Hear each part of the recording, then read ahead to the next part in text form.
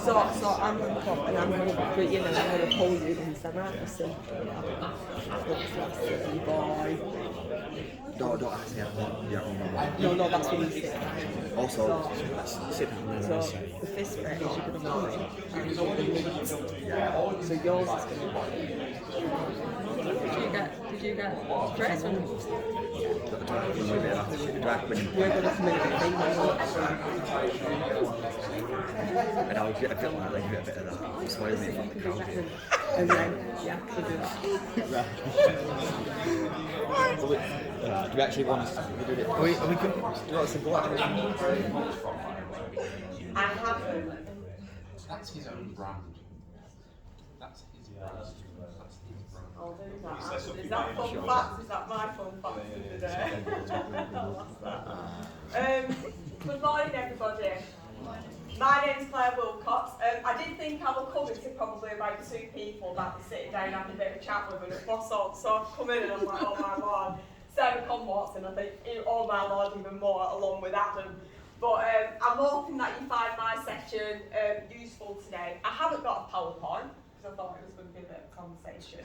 But I'm glad I haven't, because what I'm going to deliver with you today is the power of a tribal classroom and the power of a meet and greet. Because one of the things as teachers, I think we do is we spend a lot of time procrastinating that, what am I going to do in this lesson, and making these PowerPoints, and it's quite heavy and thinking about getting students constantly doing things all the time, which is brilliant, and we should be doing active learning. But good behaviour management and good classroom management comes from the power of the relationship between you and your students. And that starts from the moment they come to your classroom door. And that's where our teaching should start.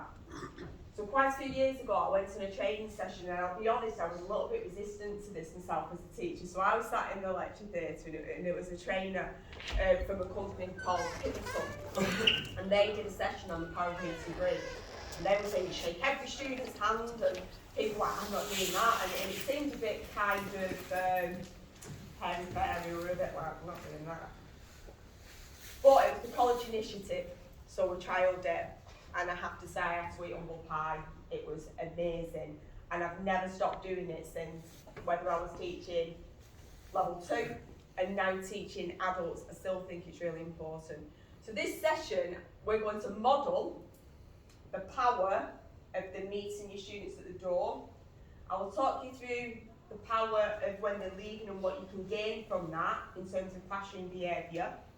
And then I'll do a little bit on what tribal classroom means, and hopefully you'll all get something out of it alongside your croissant and your coffees. Is everybody okay with that? Right, so I come into class and I'm just waiting for my students to arrive.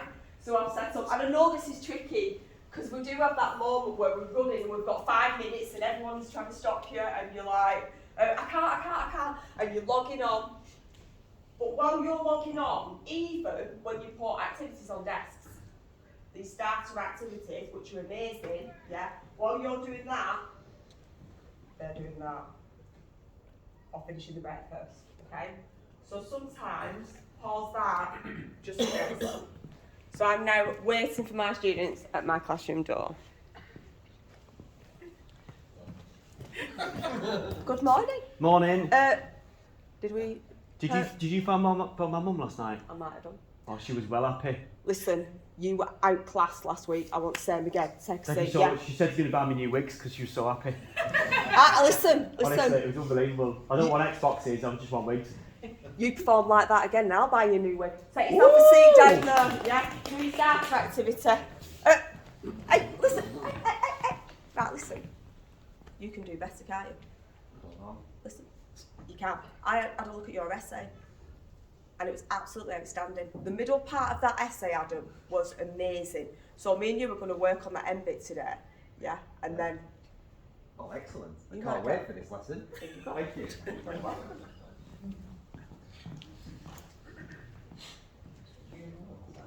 Did? Yeah. Yeah, my mum were well happy. Was she? Yeah, you know, don't just get phone calls when you've done something wrong, but it was because I've done something good. So if I do something good, I get called up. Proper, yeah. Right. Well good. Likely. Yes. Yes, miss.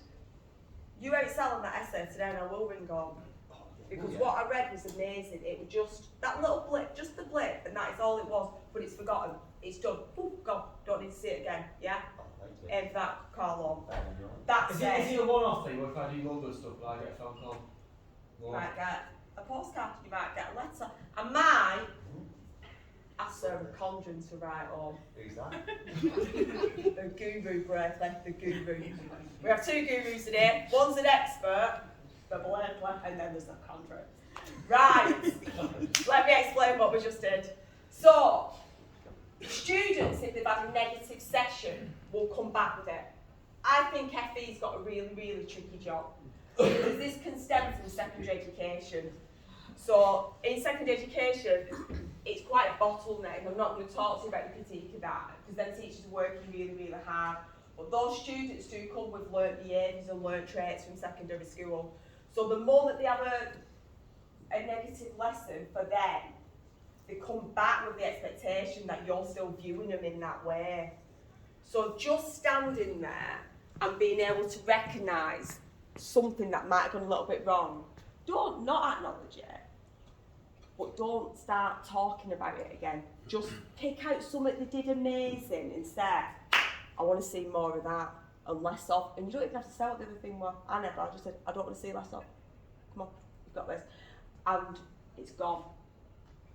They feel right away that they're part of your classroom again, and it's okay to not get it right, and that you're still going to accept them back in, and you're more likely to get productive work. If they come back with that same mentality, like Adam coming in like this, it's hard to ditch that for a while, and you can get quite a lot of lost learning. So just recognising on entry is really, really powerful. The other thing is the exit. I'm going to just do the exit with these guys and then sandwich the middle. Is that alright? So the lesson's over.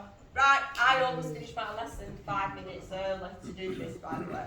So it'll be right, tidy up, let's see, even with my PGC students, I'll expect to tidy the classroom, okay?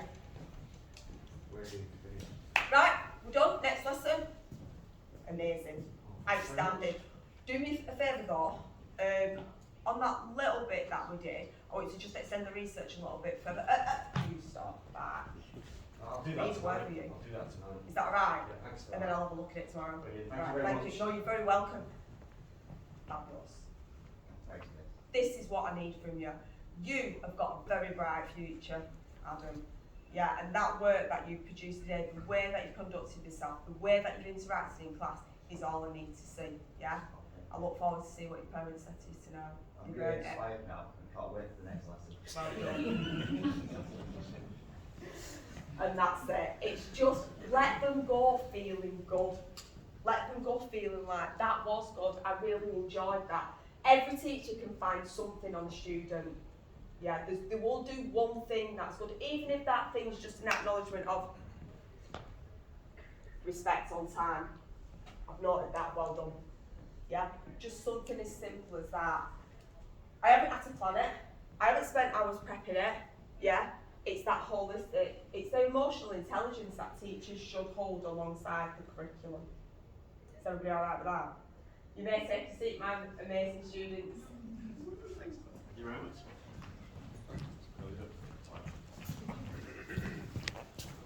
So the only other thing I want to talk to you about is tribal classroom, and I wish really I'd brought up the PowerPoint for this. So if anyone wants the slides on it, I'd be happy to send that out.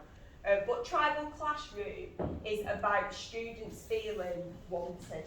That's all it is. It's ditching those labels, and it comes from that initial entry into classroom. But there are other things that we can do in there. So I want to just throw this out to you guys. What positive reinforcements do you use in your lessons with your students now today? Anybody want to share? Yeah, just constant like praising them. If they give me an answer, I'll say that's excellent. That's really good. That well done.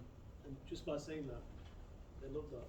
You know, Yeah. like because a lot of these students, like you were saying, they come here and they've never had this praise at home. You know, and it's just a small thing, but it's massive for them. Yeah, and I think you picked up on something there. the praise at home, because Yeah. at 16, 17, 18 and above, parents sometimes can do the old, you stand on your own 2 feet now. We're very good at doing it when they're little at primary school, like when they've done something, I'm like, oh, that's amazing, go and get your little toy or whatever you do for reinforcement. But at 16, it's like they're adults and you kind of don't invest as much in that. Not all parents, but you know, some see them as like, you don't even ask them sometimes other days, They're but just so busy. You know, Absolutely. Around here, parents are so busy. absolutely. Saving.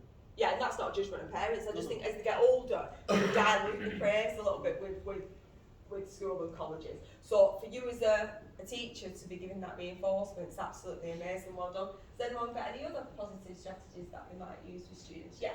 I do a little thing sometimes if I'm questioning with a group and I can see a student who's maybe struggling to kind of come up with the answer for it.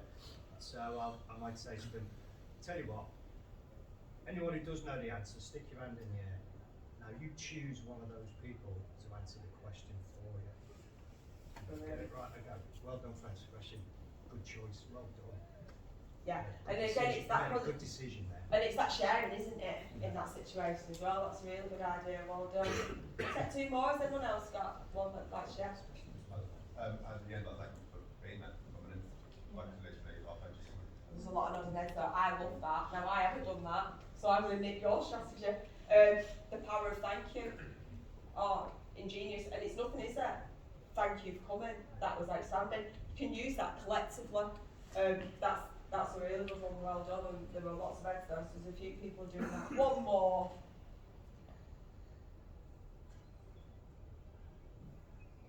I occasionally like flip it to like a real world situation. So we do a lot of stuff that's like client based. So it'd be like, if I was your client, I'd be so impressed with what you've just done for me. Oh, that's nice. That's really nice.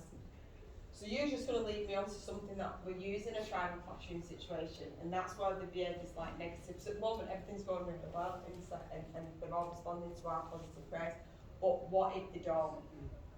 What if they continue with that negative behaviour? You've just said something quite interesting there. One of the things you can do is put them in the role of the experts of the future. So I had it where when I've been teaching HSS, which is the health and social care, they are the health professionals of the future. So if they're constantly talking and they're not engaging, I won't refer to the name of them.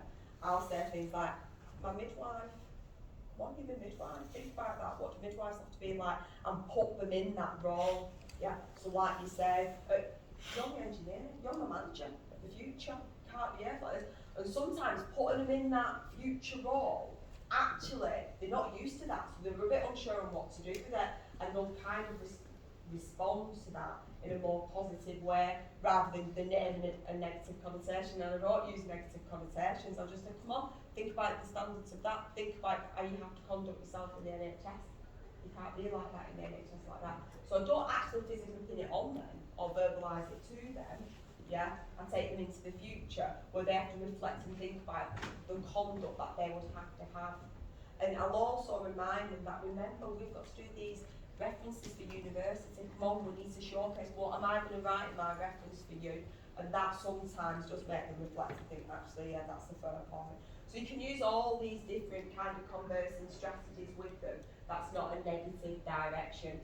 But on the tribal classroom, it is very much about the entry into class. It's about that kind of praising holistic being. And it's also about, like, when they have been negative, guiding them onto the right pathway rather than being quite confrontational with them. Because they'll only be confrontational back. I remember with both my daughters going through their teenage years thinking, what is the point of arguing? You're arguing with a giant hormone. Honestly, it's true. They're on a different planet. I'm sure they're on a different planet for a while, and we're arguing. I just think this biological hormone, and that's who I'm having an argument with, and I'll lose. I know I'll lose. So I don't even put myself into that position. I kind of take myself back from that and think about them and thinking, where can I take them, because that's part of the process of me as a teacher. But some of the reinforcers for tribal classroom are always positive praise. We don't have to plan that. It's not onerous on time. It's a quick win. Yeah, it's instantaneous. You'll get some really good stuff from the students. Recognition, so things like postcards home. I've actually still got in my children's memory box a box of postcards from staff when they've wrote nice things about them. You ditch the bad ones, don't you? And you keep all the good ones. Look at my child, they're amazing. Yeah, and putting them in a box. But postcards home, not only make students feel better, but they make the families feel better as well. And it makes them know you're invested in them. So you can have a bank of them typed up where you just have to sign it and send them out. There an easy one. Phone calls. When I started at Burnley College, I made it my mission to phone 4 parents every single week with positive praise. John Abiak said, I've just been listening to you. I can't believe you're doing that. And I said, well, if we can take time as teachers to ring on when there's something going wrong, why can't we take time to ring on when something's going right? Now, you can be on the phone for quite a while because they do like to hear you saying nice things about the children, and I would do that as a parent. But what you get is what Adam's just modelled and Dave's just modelled, in that then students come back into your classroom and say, did you ring on, Claire? And I'll go, yeah, what did you, oh, the mum were well pleased, like, da-da-da-da. And you do get the Adam situation where your students go, well, why ain't you rung on for me? I've done such thing, why ain't you rung? To which I always reply, you'll all get a phone call. I'm waiting for the right moment and you do the right thing where I want to do that phone call. So they want to impress you then. So your behaviour management is like sky high now because they want that phone call on, they want that positive reinforcement. They do like it. I did it with PGCE students this week. One of them got a Miss Clare stamper. I got, do you want a stamper? You know, I know you got a stamper. And I was laughing saying, no, where do you want a stamper? But they do. They just love it. Teenagers just love it. So it's just any little quick win strategies. Yeah. I think even as adults, if your programme leaders, CNs, senior leaders, praise you for something you've done right, you want to do more. It's human nature that. We don't like criticism, we like positivity. That's what we have. And that is the power of a tribal classroom. And something no planning. I haven't got anything with me. Yeah. But you're all engaged and you're all looking, even if you're not interested in it, you're affording with that. So think about the power of that. It's a quick win for you as teachers for maintaining classroom management. Has anyone got any questions? Would anybody show of hands if you think you might trial some of them strategies? That'll do for me. Next time I'm going to wear my heels. And when they said I would be in video, one, I've got a really broad northern accent, so I know what this is going to sound like. And secondly, I'm going to put some heels on so you can see me on camera. Thank you very much, it's amazing. And drop me an email at c.wilcox@Burnley and let me know how some of your strategies have gone, even if they've gone wrong.